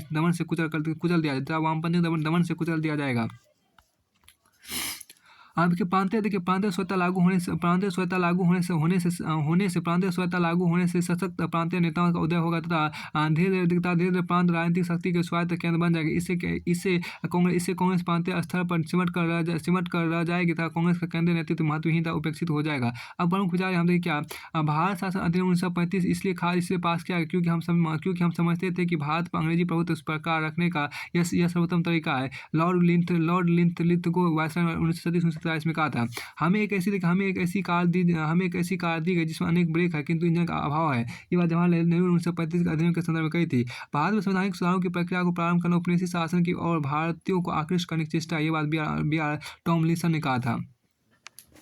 अब यहाँ देखिए राष्ट्रवादियों की प्रतिक्रिया देखिए यहाँ पर 1935 का अधिनियम का सभी भारतीयों ने विरोध किया था। कांग्रेस ने इसे एक स्वर में से नामंजूर कर दिया। इन विचारों का स्थान पर कांग्रेस ने स्वतंत्र भारत के लिए संविधान बनाए जाने की मांग की। उसने मांग की कि अतिशीघ्र एक संविधान सभा का गठन किया जाए ताकि इसके सदस्यों के निर्वाचन व्यक्ति मताधिकार के आधार पर हो। देखिए द्वितीय चरण की रणनीति पर बहस देखिए 1937 के प्रारंभ में ही 1937 के प्रारंभ प्रांतीय विधानसभाओं हेतु चुनाव कराने की घोषणा कर दी गई था। इसी के साथ ही सत्ता में भागीदारी के प्रश्न में द्वितीय चरण की रणनीति पर बहस प्रारंभ हो गई। अब इस बात पर सभी राष्ट्रवादियों में आम सहमति थी 1935 का अधिनियम का पूरी तरह विरोध किया जाए। किंतु मुख्य प्रश्न यह था कि ऐसे समय में जबकि आंदोलन चलाना असंभव है, इसका विरोध किस तरह किया जाए। इस बात पर पूर्ण सहमति थी कि व्यापक आर्थिक और राजनीतिक कार्यक्रम का आधार बनाकर कांग्रेस को यह चुनाव लड़ने चाहिए। इससे जनता में उपनिवेशी शासन विरुद्ध चेतना का और प्रसार होगा। लेकिन चुनाव के पश्चात क्या किया जाएगा यह तय नहीं था। यदि चुनाव में कांग्रेसियों को प्रांतों में बहुमत मिला तो उसे सरकार बनानी चाहिए या नहीं। इस मुद्दे को लेकर राष्ट्रवादियों को तीव्र मतभेद था। इस मुद्दे पर बहस ने एक बार पुनः वामपंथियों दक्षिणपंथियों के मध्य उग्र रूप धारण कर लिया। अलग की मत भिन्नता देखिए नेहरू, सुभाष चंद्र बोस, कांग्रेस सोशलिस्ट एवं साम्यवादी सत्ता में भागीदारी के खिलाफ थे तब 1935 का अधिनियम का विरोध किए जाने के पक्ष में थे। इन्होंने तर्क दिया कि सत्ता में भागीदारी करने का अर्थ 1935 के अधिनियम को स्वीकार करना था। राष्ट्रवादी द्वारा स्वयं को दोषी ठहराना होगा। इसका तात्पर्य बिना अधिकार के उत्तरदायित्व स्वीकार करना होगा। इसके साथ इससे जन आंदोलन का क्रांतिकारी चरित्र समाप्त हो जाएगा तथा कांग्रेस संसदीय कार्यों में इस प्रकार उलझ जाएगी कि समाजवादी शासन का एक और अंग बनकर रह जाएगी तथा स्वतंत्रता, सामाजिक आर्थिक न्याय और गरीबी दूर करने का उसका लक्ष्य अधूरा रह जाएगा। इस समय इन्होंने यह रणनीति सुझाई कि संसद में घुसकर सरकारी कदमों का विरोध किया जाता। ऐसी परिस्थितियां उत्पन्न कर दी जाए जिससे 1935 के अधिनियम का अमल संभव न हो सके। उनकी यह रणनीति पुराने स्वराज्यों की ही रणनीति थी। दीर्घकालिक रणनीति के तहत इन्होंने सुझाव दिया कि मजदूरों और किसानों को वर्गीय आधार पर संगठित किया जाता। इन संगठनों को कांग्रेस से संबंध किया जाए। तत्पश्चात कांग्रेस को समाजवादी राह पर चलाकर आंदोलन को पुनः प्रारंभ करने का प्रयत्न किया जाए। तत्पश्चात देखिए कांग्रेस को समाजवादी राह पर लाकर आंदोलन को पुनः प्रारंभ करने का प्रयत्न किया जाए। अब देखिए सत्ता में भागीदारी के समर्थक देखिए सत्ता में हिस्सेदार समर्थकों ने तर्क दिया कि वे भी 1935 के अधिनियम का विरोध करते, किंतु सत्ता में भागीदारी संसदीय संघर्ष की एक अल्पकालिक रणनीति है। यद्यपि इसे स्वतंत्रता हासिल नहीं की जा सकती, किंतु मौजूदा राजनीतिक परिस्थितियों में संसदीय संघर्ष की राजनीति अपनाना ही बेहतर श्रेयस्कर है, क्योंकि हमारे पास जन आंदोलन का कोई और विकल्प नहीं। अतः समय की आवश्यकता है कि जन राजनीति को संसदीय राजनीति उसमें हो रही गतिविधियों अतः प्रांतों को सरकार से संबंध किया, जिससे आंदोलन के लिए उपयुक्त राजनीतिक वातावरण निर्मित किया जा सके। वहाँ चुनाव के सिद्धांत से ज़्यादा महत्वपूर्ण बात राजनीति की है। उन्होंने यह अवश्य स्वीकार किया कि इसके कई खतरे खतरे यहाँ भी हैं, तथा सत्ता में किसी भी पद को धारण करने वाला अब कांग्रेस किसी गलत रास्ते पर भी जा सकता है, लेकिन हमें इन खतरों और बुराइयों से संघर्ष करना है, ना कि इनके डर से प्रशासन में भागीदारी का बहिष्कार करना है। हमें प्रशासन को स्वार्थपरक तथा अवसरवादी तत्वों के लिए नहीं छोड़ देना चाहिए। यदि कांग्रेस प्रांतों सरकारों का गठन करने में सफल होती तो सीमित अधिकारों के बावजूद मंत्री रचनात्मक कार्यों को प्रोत्साहित कर सकते हैं।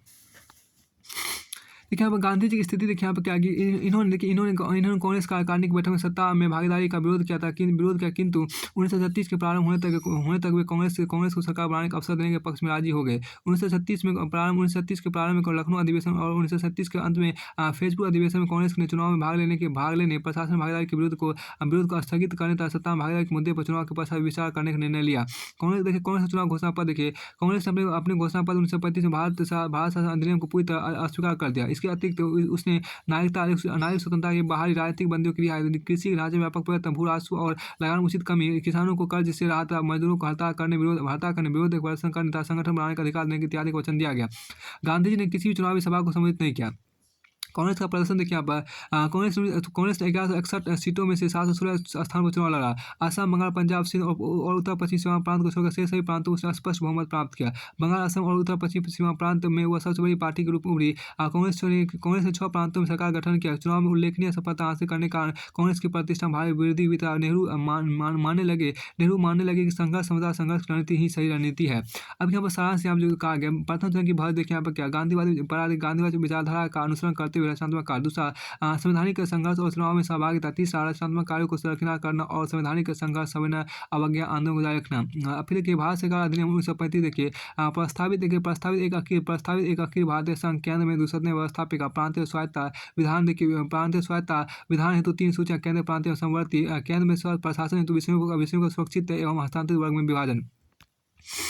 फिर देखिए प्रांतीय व्यवस्थापिका सदस्यों का प्रत्यक्ष निर्वाचन। देखिए 1937 के प्रारंभ में प्रांतीय व्यवस्थापिका हेतु चुनाव संपन्न। कांग्रेस द्वारा बम्बई, मद्रास, संयुक्त प्रांत, मध्य भारत, बिहार, उड़ीसा एवं पश्चिमोत्तर प्रांत में मंत्रिमंडलों का गठन। दूसरे चरण की बात से हम देखिए नेहरू, सुभाष, कांग्रेस, समाजवादी और साम्यवादी ने सत्ता में भागीदारी का विरोध किया। वामपंथियों ने गतिरोध को समाप्त करने के उद्देश्य से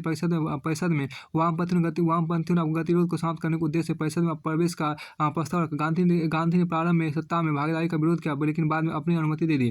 कांग्रेस के लखनऊ अधिवेशन 1936 और फैजपुर अधिवेशन 1937 में चुनाव लड़ने का निर्णय लिया गया।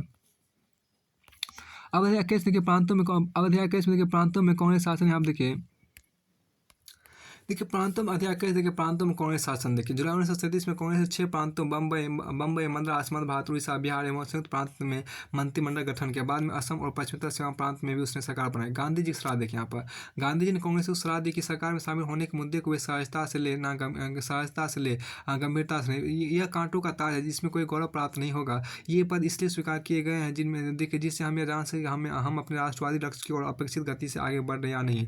गांधी ने सलाह दी कि 1935 का अधिनियम का उपयोग हुकूमत की उम्मीदों के अनुसार नहीं किया जाना चाहिए तथा हुकूमत जिस रूप में चाहती है उस रूप में इसके इस्तेमाल से बचना चाहिए। कांग्रेस विभिन्न प्रांतों में सरकार गठन से पूरा राष्ट्र पुलकित हो उठा। भारत ऐसा महसूस करने लगे मानो वे स्वयं के शासन में जी रहे। सरकारों के गठन से कांग्रेस की प्रतिष्ठा में भारी वृद्धि हुई तथा इससे यह भी बात रेखांकित हुई कि यह न केवल जनता की बजाय अपितु यह जनता की भलाई के लिए जनता द्वारा उसके प्रतिनिधियों को सौंपा हुआ उत्तरदायित्व। अब जनता के प्रतिनिधि राज्य की शक्ति को प्रयोग जनता के हित में करेंगे। लेकिन कांग्रेस के मंत्रियों का अधिकार और वित्तीय संसाधन सीमित थे। वे अपने प्रशासन द्वारा समाजवादी स्वरूप को परिवर्तित नहीं कर सकते थे। वे किसी भी क्रांतिकारी युग का सूत्रपात भी नहीं कर सकते थे। अब कांग्रेस मंत्रिमंडल के अधीन किए गए कार्य देखिए, सबसे पहले आपको नारी स्वतंत्रता देखिए। यहाँ पर कांग्रेस मंत्रिमंडल नारी स्वतंत्रता के बारे हेतु अनेक कदम उठाए। 1932 में आपको जन सुरक्षा अधिनियम द्वारा प्रांतीय सरकारों को प्रदान किए गए सभी आपातकालीन अधिकार रद्द कर दिए गए। हिंदुस्तान सेवा दल और यूथ लीग जैसे संगठन तथा पुस्तकों एवं पत्रिकाओं से प्रतिबंध हटा दिया गया। प्रेस पर लगाए गए प्रतिबंधों को समाप्त कर दिया गया। सरकारी विज्ञापन के जिन प्रेसों कार्य सूची में डाल दिया गया था उनको उठा लिया गया। जब्त किए गए हथियार वापस लौटा दिए गए। रद्द किए गए लाइसेंस पुनः बहाल कर दिए गए। पुलिस के अधिकार में कटौती कर दी गई। पुलिस द्वारा जनता के बीच दिए गए व्याख्यान को दर्ज करने तथा गुप्तचर पुलिस द्वारा राजनीतिक कार्यकर्ताओं के पीछा किए जाने की व्यवस्था पर रोक लगा दी गई। राजनीतिक बंदियों तथा जेल में बंद क्रांतिकारियों को रिहा कर दिया गया। राजनीतिक निवासन तथा नजरबंदी संबंधी सभी आदेश रद्द कर दिए गए। बम्बई में आपको सविनय अवज्ञा आंदोलन द्वारा जब्त की गई भूमि किसानों को वापस कर दी गई। सविनय अवज्ञा आंदोलन द्वारा बर्खास्त अधिकारियों को पेंशन भत्ते पुनः प्रारंभ कर दिए गए। गांधी जी ने कांग्रेस जनों से आग्रह किया कि वे यह सिद्ध करके दिखाए कि वे पुलिस और सेना के अति अल्प सहायता से शासन चला सकते हैं। किंतु नारी स्वतंत्रता के संबंध में कांग्रेस मंत्रियों द्वारा किए गए कुछ कार्यों की आलोचना भी की गई। जुलाई 1937 एक समाजवादी नेता यूसुफ मेहर अली को उत्तेजक भाषण देने के आरोप में मद्रास सरकार ने दंडित किया। इसी तरह अक्टूबर 1937 में एक समाजवादी कांग्रेसी नेता एस बाटलीवाला पर राजद्रोह भड़काने वाले भाषण देने का आरोप लगाया गया। इस प्रकार मद्रास सरकार उन्हें गिरफ्तार कर उन पर मुकदमा चलाया था और उन्हें 6 माह की सजा दी गई। मुंबई के तत्कालीन गृह मंत्री के मुंशी ने सामवादी एवं वामपंथी कांग्रेसियों पर नजर रखने के लिए खुफिया विभाग का उपयोग किया। मुंबई के तत्कालीन गृह मंत्री के मुंशी ने सामवादी वामपंथी कांग्रेसियों पर नजर रखने के लिए खुफिया विभाग का उपयोग किया। अब देखिए कृषि सुधार की बात यहाँ पे देखिए। जमींदारी प्रथा को पूरी तरह समाप्त करके भी कांग्रेस ने कृषि ढांचे कार्यकाल की कोशिश नहीं की। इसके निम्न प्रमुख कारण थे। मंत्रिमंडल के पास पर्याप्त अधिकार नहीं थे। दूसरा, इस कार्य के उनके पास वित्तीय संसाधनों का घोर अभाव था, क्योंकि भारतीय राजस्व का अधिकांश हिस्से का उपयोग भारत की केंद्रीय सरकार करती थी। तीसरा, कांग्रेस मंत्रिमंडल मौजूदा प्रशासनिक ढांचे को किसी भी प्रकार से परिवर्तित नहीं कर सकते थे, क्योंकि ऐसा करने का अधिकार केवल वायसराय गवर्नरों के ही पास थे। चौथा, विभिन्न वर्गों के बीच सामंजस्य बैठाना एक अन्य प्रमुख समस्या थी। विभिन्न वर्गों को साथ लेकर चलाया जाने वाला आंदोलन तभी प्रगति कर सकता था जब विभिन्न प्रतिस्पर्धी हितों के बीच तालमेल बनाए रखा जाए। उपनिवेशवाद के खिलाफ संघर्ष करने हेतु भारतीयों को एकजुट करने के लिए आपसी सामंजस्य अत्यंत आवश्यक था। देखिए छठा, देखिए कांग्रेसी मंत्रिमंडल के पास ज़्यादा समय नहीं था। सातवां देखिए 1938 के बाद यूरोप में युद्ध के बादल मंडराने लगे। आठवां आपको देखिए लगभग सभी कांग्रेस देखिए यहाँ पर क्या लगभग सभी कांग्रेस शासित राज्य लगभग सभी कांग्रेस शासित राज्य था। बम्बई, बिहार, मद्रास, असम और संयुक्त प्रांत में प्रतिक्रियावादी तत्वों वाला द्विसदनीय सदन मौजूद था, जिसे विधान परिषद लेजिस्लेटिव काउंसिल के नाम से जाना जाता था। इसमें जमींदार और भूस्वामी, पूंजीपति और सदगुरुओं का वर्चस्व था। इन परिषदों में कांग्रेस अल्पमत में था। अतः किसी भी कानून को पास करने के सरकार को इन तत्वों से समझौता करना पड़ता था। नंबर क्या, कृषि का ढांचा अत्यंत जटिल और उलझा हुआ था, किंतु इन अवरोधों के पश्चात कांग्रेसी मंत्रिमंडल ने कृषि ढांचे में अनेक सुधार किए तथा अनेक विधानों का निर्माण किया। देखिए ये विधान आपको भू सुधार, ऋणग्रस्तता से राहत, वनों में पशुओं को चराने की अनुमति, भू राजस्व दरों में कमी तथा नजराना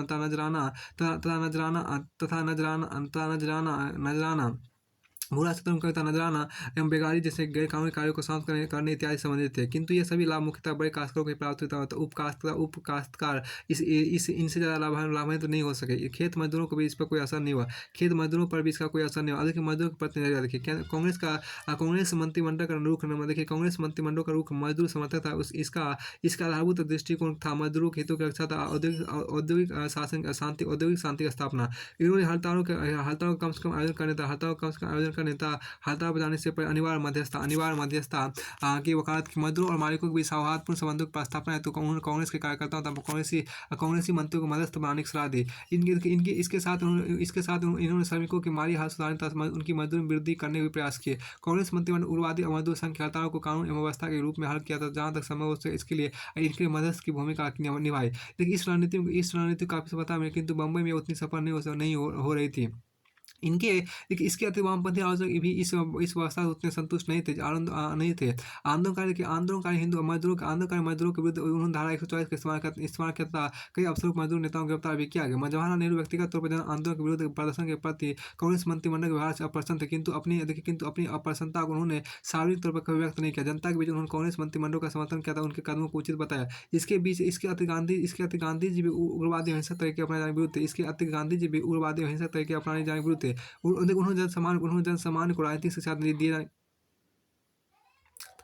उन्होंने जनसामान्य को ही राजनीतिक शिक्षा दिए जाने का प्रयास किया। उन्होंने महसूस किया कि कांग्रेस को अपना लोकप्रिय जनाधार नहीं खोना चाहिए। उन्होंने कांग्रेस जनों से प्रशासन चलाने के लिए समाजवादी तौर तरीके न अपनाने की सलाह दी। अब देखिए समाज कल्याण संबंधी सुधार देखिए। इन सुधारों में निम्न प्रावधान सम्मिलित थे। इन सुधारों में आपको निम्न प्रावधान सम्मिलित थे। कुछ निश्चित क्षेत्रों में शराब निषेध लागू कर दिया गया। हरिजनों के कल्याण हेतु अनेक उपाय लागू किए गए, जिनमें मंदिरों में प्रवेश, समान नागरिक सुविधाओं का प्रयोग, छात्रवृत्तियां, पुलिस एवं सरकारी नौकरियों में इसकी संख्या में वृद्धि इत्यादि सम्मिलित थे। प्राथमिक, तकनीकी एवं उच्च शिक्षा की ओर ज्यादा ध्यान दिया गया तथा लोक स्वास्थ्य एवं स्वच्छता जैसे मुद्दों को प्राथमिकता दी गई। देखिए आप अनुदान देखिए क्या अनुदान एवं अन्य तरीकों द्वारा खादी के प्रयोग को प्रोत्साहित किया गया। बंदी सुधार प्रारंभ किए गए। स्वदेशी उद्योगों को प्रोत्साहन दिया गया। राष्ट्रीय योजना के विकास को प्रोत्साहित करने हेतु राष्ट्रीय योजना के विकास को प्रोत्साहित करने हेतु 1938 में कांग्रेस अध्यक्ष सुभाष चंद्र बोस ने राष्ट्रीय योजना समिति का गठन किया गया। कांग्रेस के यहाँ क्या कांग्रेस की अन्य संसदीय देखिए कांग्रेस की अन्य संसदीय जन गतिविधियां देखिए। कांग्रेस की देखिए यहाँ पे क्या कांग्रेस की अन्य संसदीय जन समितियां क्या इन गतिविधियों में निम्न प्रयास सम्मिलित थे। इन गतिविधियों को निम्न प्रयास सम्मिलित थे। पहले के जन शिक्षा अभियान की स्थापना देखिए यहाँ पे क्या जन शिक्षा अभियान की स्थापना देखिए यहाँ पर क्या। अब यहाँ देखिए कांग्रेस पुलिस स्टेशनों एवं पंचायतों की स्थापना। फिर देखिए कांग्रेस लोक शिकायत समितियों की स्थापना, जिसका कार्य लोक शिकायतों की सरकार के सम्मुख प्रस्तुत करना था एवं राज्यों के लोक आंदोलन थे। अब यहाँ देखिए मूल्यांकन की बात यहाँ पर देखिए 1949 के अंत तक कांग्रेसियों के मध्य सत्ता के अवसरवादिता, आंतरिक कला एवं जोड़ तोड़ के प्रयास जैसी बुराइयां परिलक्षित होने लगी थी, किंतु फिर भी उनके संसदीय कार्यों पर उनकी प्रतिष्ठा में वृद्धि की जनता के मत उनके आधार को पुख्ता किया। कांग्रेस का 28 माह का शासन निम्न कारणों से महत्वपूर्ण था। यह धारणा सिद्ध हो गई कि मौलिक सामाजिक संक्रमण के लिए भारतीय स्वशासन आवश्यक है। मंत्रिमंडल ने भारतीय के सामाजिक, राजनीतिक एवं सांस्कृतिक उत्थान की दिशा में महत्वपूर्ण कार्य किया। देखिए मंत्रिमंडल में सांप्रदायिकता को रोकने के साथ ही सफल प्रयास किया। अंग्रेजी नौकरशाही के मनोबल में कमी आ गई। कांग्रेस के संसदीय कार्यों ने तब तक के विरोधी तत्वों पर अंकुश लगाया, जैसे जमींदार इत्यादि। लोगों को एक ऐसा खाका खींचने में मदद मिली जैसे उन्होंने स्वतंत्रता प्राप्त कर ली हो। मंत्रिमंडल का प्रशासनिक कार्यों इससे भ्रांति को तोड़ दिया कि भारतीय शासन करने में सक्षम नहीं है। द्वितीय विश्व युद्ध से उत्पन्न राजनीतिक संकटों के चलते अक्टूबर 1939 में कांग्रेस मंत्रिमंडल ने त्याग पद दे दिया। अब देखिए सारांश यहाँ समझ देखिए। मंत्री और पदाधिकारियों को गांधी जी का परामर्श देखिए। पद का इस्तेमाल ब्रिटिश शासन द्वारा निर्धारित या अपेक्षानुरूप नहीं होना चाहिए। ये पद का लोभ ना करे, उसे त्यागने के तैयार है। कांग्रेस देखिए कांग्रेस मंत्रालयों का अधिकार देखिए। नागरिक स्वतंत्रता के बहाली हेतु कदम उठाए। प्रेस पर लगे प्रतिबंधों को हटाए। राजनीतिक क्रांतिकारियों को मुक्त किया। विभिन्न संगठनों, पुस्तकों एवं जर्नल से प्रतिबंध हटाया। सविनय अवज्ञा आंदोलन संबंध अधिकारियों की पेंशन को पुनः शुरू किया गया। अब इकाई 8 देखिए यहाँ पर इकाई 8 के अंतर्गत हम स्वतंत्रता एवं विभाजन की ओर 1927 तक पढ़ेंगे। 1927 की ओर पढ़ेंगे। अब ये आपको अध्याय 22 से 25 है। द्वितीय विश्व युद्ध के परिणाम स्वरूप राष्ट्रवादी प्रतिक्रिया आपको है, इसको हम अब देखिए इकाई 8 देखिए स्वतंत्रता एवं विभाजन की और 1947 की बात कर। इकाई 8 देखिए स्वतंत्रता एवं विभाजन की 1947 देखिए अध्याय 22 से 35 अध्याय 22 से 25 देखिए। अध्याय 22 से 25 अध्याय 22 आपको देखिए द्वितीय विश्व युद्ध के परिणाम स्वरूप राष्ट्रवादी प्रतिक्रिया। देखिए द्वितीय विश्व युद्ध के परिणाम स्वरूप राष्ट्रवादी प्रतिक्रिया यहाँ पर देखिए। द्वितीय विश्व युद्ध के परिणाम स्वरूप राष्ट्रवादी प्रतिक्रिया देखिए। राष्ट्रवादी प्रतिक्रिया की बात यहाँ पर देखिए। वर्ष 1919 की वर्षाई संधि जिसके द्वारा प्रथम विश्व युद्ध का अंत हुआ था, बड़ी यूरोपीय शक्तियों के बीच विद्यमान तनावों को दूर नहीं कर सकी थी। देखिए अब बड़ी यूरोपीय शक्तियों के बीच विद्यमान तनावों को दूर नहीं कर सकी थी। द्वितीय विश्व देखिए द्वितीय विश्व युद्ध देखिए द्वितीय विश्व युद्ध यूरोपीय शक्तियों के बीच विद्यमान प्रतिद्वंदिता था। दो युद्धों के बीच 2 वर्षों देखिए 2 युद्धों के दौरान यूरोप में चलने वाले घटना चक्र का परिणाम था। देखिए यहाँ पर क्या कि द्वितीय विश्व युद्ध यूरोपीय शक्तियों के बीच विद्यमान प्रतिद्वंदिता दो युद्धों के बीच के वर्षों के दौरान यूरोप में चलने वाले घटना चक्र का परिणाम था। 1 सितंबर 1939 को जर्मनी ने पोलैंड पर आक्रमण किया और द्वितीय विश्व युद्ध प्रारंभ हुआ। 1 सितंबर 1939 को जर्मनी ने पोलैंड पर आक्रमण किया और द्वितीय विश्व युद्ध आरंभ हुआ। 3 सितंबर 1939 में ब्रिटेन ने जर्मनी के विरुद्ध युद्ध की घोषणा की। ब्रिटेन का एक उपनिवेश होने के नाते भारत को अपनी जनता की इच्छाओं के विरुद्ध इस युद्ध में शामिल होना पड़ा। इसके कारण भारतीय जनता को असंख्य कष्ट झेलने पड़े और साथ ही इसने भारत में समाजवाद के विरोधी आंदोलन को भी प्रभावित किया। इस युद्ध के दौरान देखिए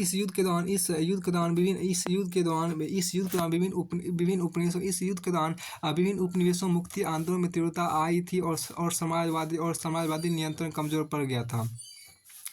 फिर देखिए यहाँ देखिए साम्राज्य के परिवार देखिए हरिपुरा एवं त्रिपुरी अधिवेशन देखिए आप वर्ष 1938 तक जवाहरलाल नेहरू और सुभाष चंद्र बोस कांग्रेस के कद्दावर प्रवक्ताओं के तौर पर उभर चुके थे। इसी समय कांग्रेस विचारधारा को लेकर 2 गुटों में विभाजित हो चुकी थी। एक परंपरावादी गुट था और दूसरा आमूलचूल परिवर्तनवादी गुट था। गांधी जी सक्रिय राजनीति से बाहर हो चुके थे और वे हरिजनों के उन्नयन के कार्य में लग गए। देखिए हिंसा और अहिंसा के बीच समाजवादी विचारधारा के नवीन विकास के बीच कांग्रेस मंत्रिमंडल के विरुद्ध दबे हुए रोष के बीच जो स्वतंत्रता के प्रति प्रगति को लेकर धीमे पड़ गए थे और विचारधाराओं के संघर्ष के बीच कांग्रेस 1921 फरवरी 1938 में विठल नगर हरिपुरा में मिली। सुभाष चंद्र बोस इस अधिवेशन के अध्यक्ष थे। हरिपुरा अधिवेशन में सुभाष चंद्र बोस के अंतर्गत एक प्रस्ताव पारित किया गया कि ब्रिटेन को भारत को स्वतंत्र करने हेतु 6 माह का समय दिया जाना चाहिए, जिसके विफल होने पर ब्रिटिश शासन विरुद्ध विद्रोह किया जाएगा। गांधी इस बात से असहमत थे। सुभाष चंद्र बोस ने ब्रिटिश शासन को काट फेंकने के गांधी जी का अहिंसा और सत्याग्रह तकनीक को नहीं माना। इसके परिणामस्वरूप गांधी और सुभाष चंद्र बोस के बीच स्वतंत्रता प्राप्ति तरीकों को लेकर एक खाई पैदा हो गई। यह खाई और चोरी तब हो गई जब सुभाष चंद्र बोस ने राष्ट्रीय नियोजन समिति का गठन किया। इसका उद्देश्य औद्योगिकरण पर आधारित भारत के आर्थिक विकास के लिए व्यापक योजना का निर्माण करना था। यह गांधी जी की सरकार नीति के विरुद्ध था। अब कांग्रेस संकट एवं त्रिपुरी अधिवेशन की बात करते हैं। कांग्रेस संकट एवं त्रिपुरी अधिवेशन की बात 1949 का त्रिपुरी कांग्रेस सत्र भारतीय राष्ट्रीय कांग्रेस के इतिहास में संकट की घड़ी थी। कांग्रेस के अनुदारवादी नेतृत्व के संयुक्त प्रतिरोध एवं असहयोग ने कांग्रेस के अधिवेशन 1949 में हाल ही में चुने गए कांग्रेस अध्यक्ष के सुभाष चंद्र बोस को हटाने का मार्ग प्रशस्त कर दिया। हालांकि सुभाष चंद्र बोस के विभिन्न कार्यों से प्रभावित होकर गांधी जी ने उन्हें 1938 में कांग्रेस के हरिपुरा अधिवेशन में कांग्रेस का राष्ट्राध्यक्ष घोषित किया। ज्ञातव्य हो कि सरदार वल्लभ भाई पटेल ने गांधी द्वारा सुभाष को राष्ट्राध्यक्ष बनाए जाने का विरोध किया था, लेकिन गांधी जी ने पटेल की आपत्ति को खारिज कर दिया। दरअसल हरिपुरा के अधिवेशन में सुभाष चंद्र बोस के प्रथम अध्यक्ष भाषण को सुनकर गांधी जी उनकी विभिन्न कार्यशैली को भांप गए थे। इसके बाद गांधी एवं सुभाष के संबंध कभी मधुर नहीं हो सके। वस्तुतः सुभाष चंद्र बोस की स्वतंत्रता आंदोलन के प्रति कठोर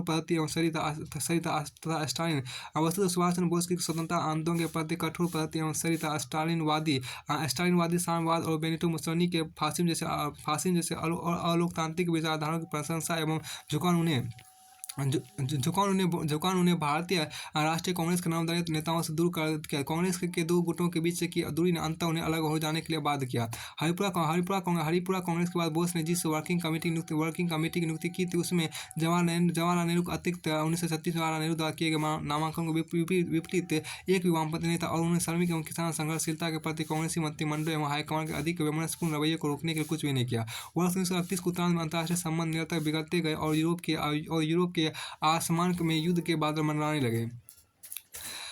1900 देखिए यहाँ पे 1939 में जब पूरा विश्व दूसरे विश्व युद्ध के मुहाने पर खड़ा था, तब सुभाष चंद्र बोस ने कांग्रेस का एक और ये देखिए, तब सुभाष चंद्र बोस ने कांग्रेस का एक ऐसा राष्ट्रीय अध्यक्ष चाहते थे जो ग्राम तरह से और अंग्रेजों के बुरे दौर में उन पर हावी होकर देश को आज़ाद करवा सके। तो देखिए द्वितीय विश्व युद्ध में अब ब्रिटेन अपने सबसे कमजोर दौर में होगा। द्वितीय विश्व युद्ध में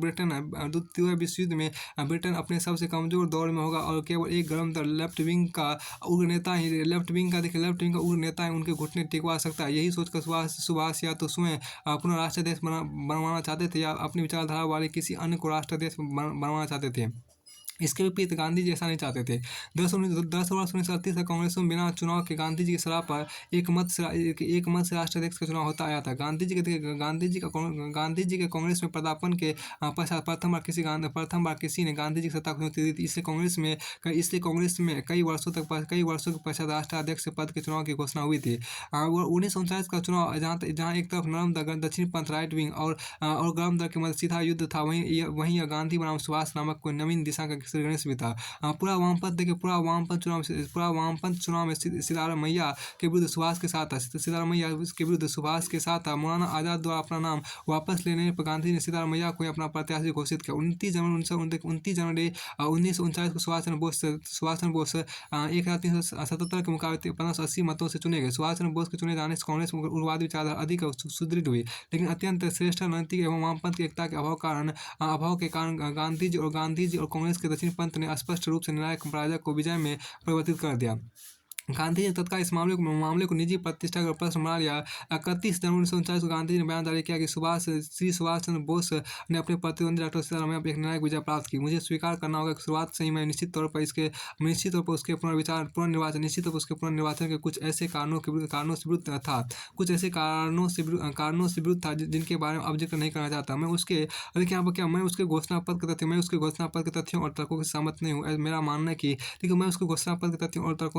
मेरा मानना है कि मेरा मानना है कि अपने साथियों की उनके संदर्भ अनुचित और महत्वहीन है।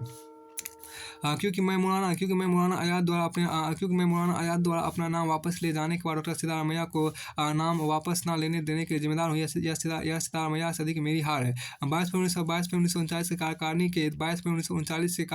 के 15 में से 38 सदस्यों ने यह कहते हुए त्यागपत्र दे दिया कि सुभाष ने सार्वजनिक रूप से उनकी आलोचना की है। पार्टी के भीतर और अंतर्राष्ट्रीय संकट के समय कांग्रेस त्रिपुरी मिली। हालांकि सुभाष चंद्र बोस ने 3 फरवरी 1939 को घोषणा कर चुके थे कि यदि वे देश के महत्तम व्यक्ति का विश्वास प्राप्त नहीं कर सकते तो उनकी चुनावी जीत निरर्थक है। त्रिपुरी अधिवेशन 8 से 12 मार्च के समय बोस बीमार थे, लेकिन ऐसा होते हुए आश्चर्यजनक रूप से लगभग पूर्व दृष्टि के साथ उन्होंने आगाह किया कि 6 महीनों के भीतर यूरोप में साम्यवादी युद्ध शुरू हो जाएगा और उन्होंने मांग रखी कि कांग्रेस को ब्रिटेन को 6 माह में देश छोड़ने की अंतिम चेतावनी देनी चाहिए और ऐसा न कर पाने के एक राष्ट्रव्यापी पूर्ण स्वराज के आंदोलन चलाया जाना चाहिए। उनकी चेतावनी और सलाह पर ध्यान नहीं दिया गया। तो देखिए स्वतंत्रता प्राप्ति को देखिए यहाँ पर क्या स्वतंत्रता प्राप्ति तरीके एवं अन्य को लेकर गांधी एवं सुभाष के मत एकता एवं मत भिन्नता। देखिए महात्मा गांधी एवं सुभाष चंद्र बोस दो प्रसिद्ध व्यक्ति थे जो अपने राजनीतिक सदाचार और नीतिपरक रुतबे में अत्यधिक विशाल थे। दोनों ही भारत माता के सच्चे सपूत थे। 1915 में दक्षिण अफ्रीका से लौटने के पश्चात जल्द ही गांधी जी भारतीय स्वतंत्रता आंदोलन और भारतीय राष्ट्रीय कांग्रेस के निर्वाध नेता बन गए। उन्होंने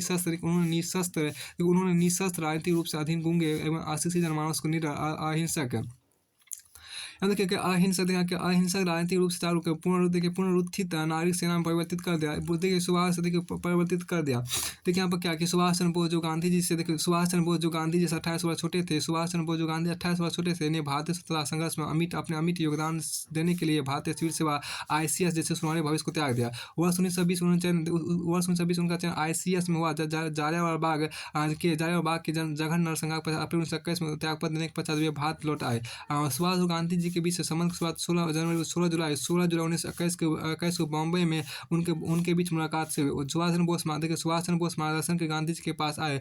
गांधी जी ने सुभाष के मन में भारत की स्वतंत्रता की धुन को जान लिया और उन्हें देशबंधु चित्तरंजन दास के पास भेजा। इस प्रकार चित्तरंजन दास सुभाष चंद्र बोस के राजनीतिक गुरु हुए। तो सुभाष चंद्र बोस क्रांति गुरु जो हुए वो चित्तरंजन दास हुए। सुभाष चंद्र बोस के गांधी, देखिए सुभाष चंद्र बोस के गांधी गांधी हमेशा भारत के महानतम व्यक्ति रहेंगे।